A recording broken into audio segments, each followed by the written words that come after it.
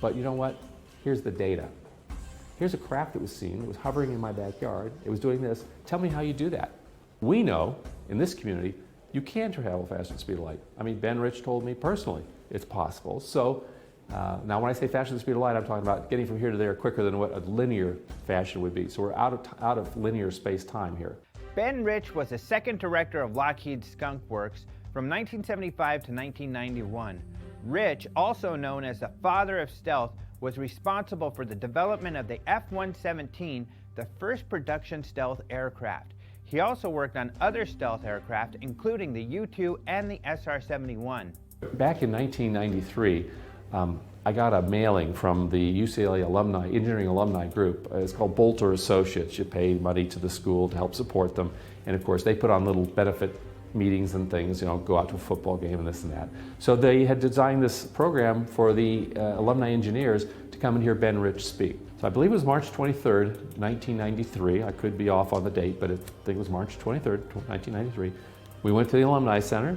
There were about 200 engineers there, a little cocktail reception, and then we sat down. I think we were right in the front row. And Ben did a beautiful slide presentation on his 40 years at the Skunk Works. It was all of the craft, starting with the U-2, and how he was the project engineer in charge of the SR-71, which actually promoted him or propelled him to end up taking over the CEO job from Kelly Johnson, who was the original president and CEO of Lockheed Skunk Works, all the way up to the F-117. And then, of course, this was 10 years before, because this was 93, the F-117 had been announced, I think, in 1983, and so there's a 10-year gap.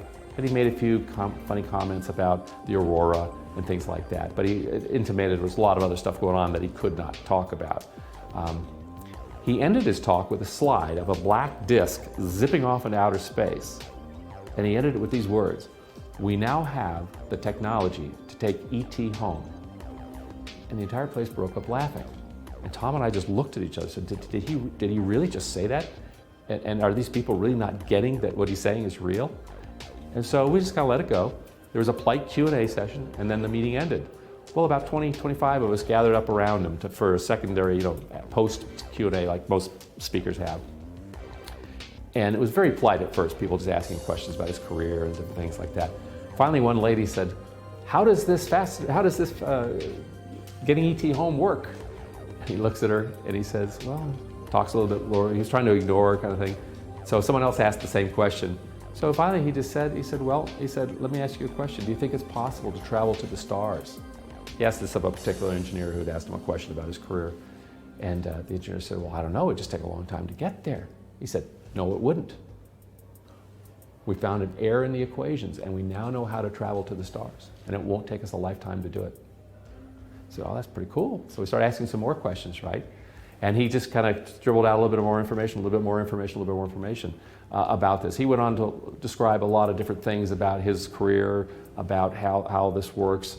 He didn't say what the equations were. I'm assuming they're Maxwell's equations. I did specifically ask that question. But when it all wound up, he turned around and said, I've got to go now. He started to walk out of the room. Now we're down to about 5 or 6 people at that point, because most people had dribbled away.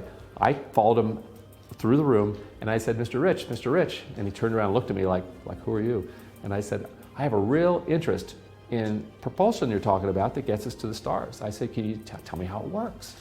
And he looks at me like, who are you again? And he said, well, let me ask you a question. How does ESP work? And it just threw me back. I'm thinking, oh my God. I wasn't expecting a question. I was expecting him to just say something. And he said, I said, I don't know, all points in space and time are connected? He said, that's how it works. Turned around, walked away. Now, I don't know if he was saying that I got the right answer, or he was just saying, no, it's CSP, it's how it works. But I do think there's something to that. So 3 very important things. 1 is we have the technology to take ET home.